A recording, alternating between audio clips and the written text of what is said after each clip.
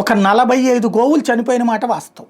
కాకపోతే అవన్నీ కూడా పోస్ట్ మార్టం చేయలేదనేది తప్పు. పోస్ట్ మార్టం చేసాం, అవి వయసు రీత్యా జరిగినాయి, లేకపోతే అనారోగ్యం రీత్యా జరిగినాయి. ఇది తిరుమల తిరుపతి దేవస్థానం ఒప్పుకుంటోంది.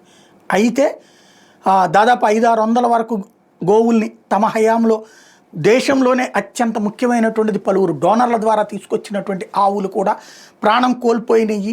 అలాగే అందులో ఒకటైతే చూడుతో ఉన్నటువంటి ఆవు, అంటే కడుపుతో ఉన్నటువంటి ఆవు ఎక్కిచ్చి తీసుకొస్తున్నప్పుడు ఇక్కడ 2 కోణాలు. ఒకటేంటంటే తిరుపతి దగ్గర ఆవులేమో పాలు ఇచ్చేటటువంటి ఆవులు, ఒట్టిపోయిన వాటిని తీసుకెళ్ళి అవతల వేరే ప్రాంతంలో ఉన్నటువంటి చోటకి తీసుకొస్తుంటారు, పెడుతుంటారు.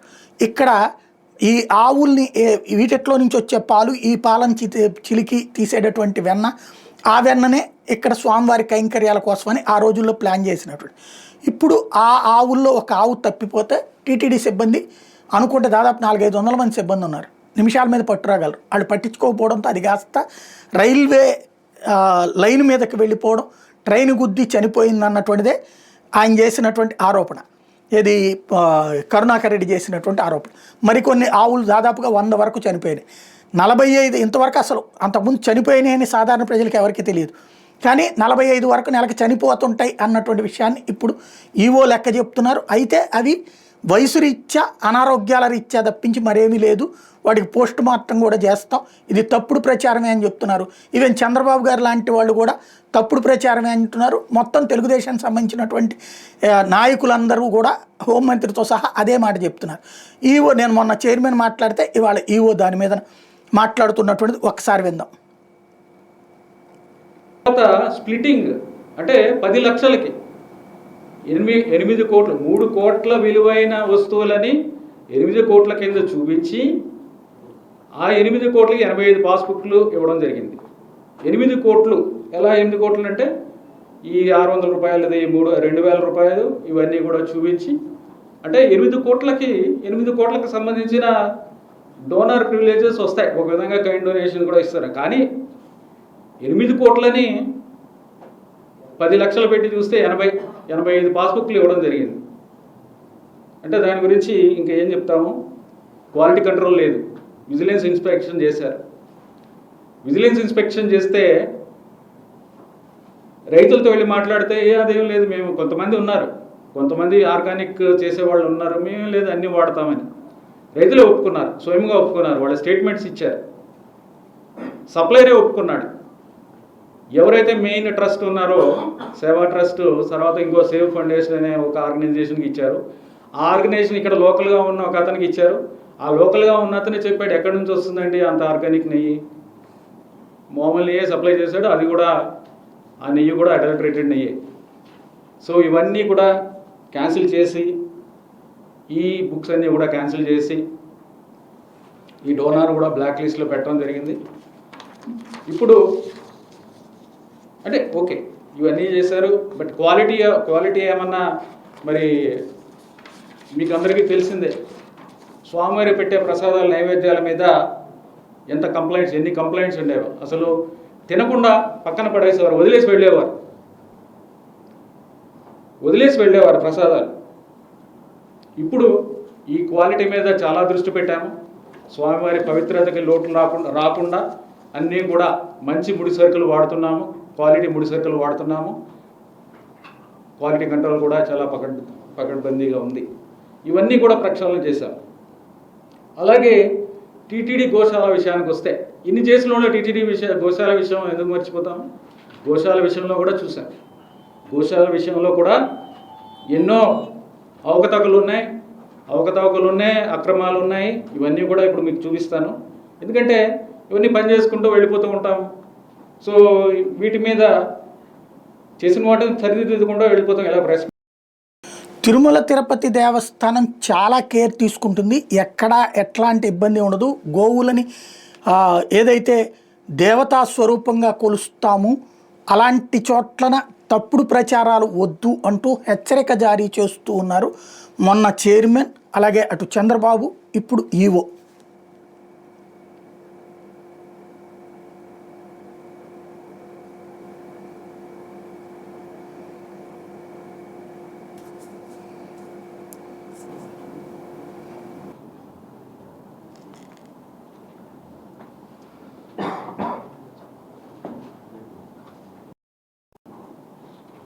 డెత్స్ సప్రెస్ చేయడానికో లేకపోతే వేరే కారణాలతో ఇవి ట్యాక్స్ అన్ని తీసేయడం అనేది చేస్తున్నారని చెప్పారు. అది కరెక్ట్ కాదు.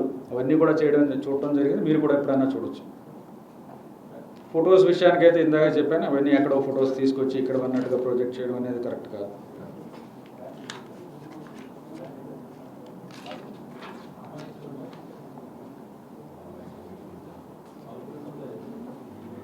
సో ఈ ఫోటోగ్రాఫ్స్ ఇవన్నీ ఇవ్వడం జరుగుతుంది.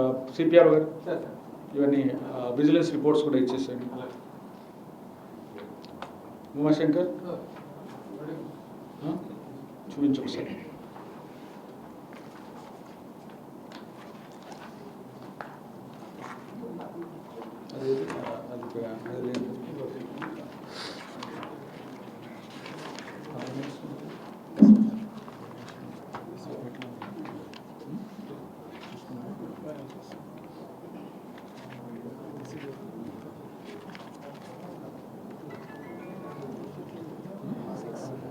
సిపిఆర్ఓకి ఇచ్చేస్తాం, కావాలంటే ఇంకా సెటిల్ చేస్తాం.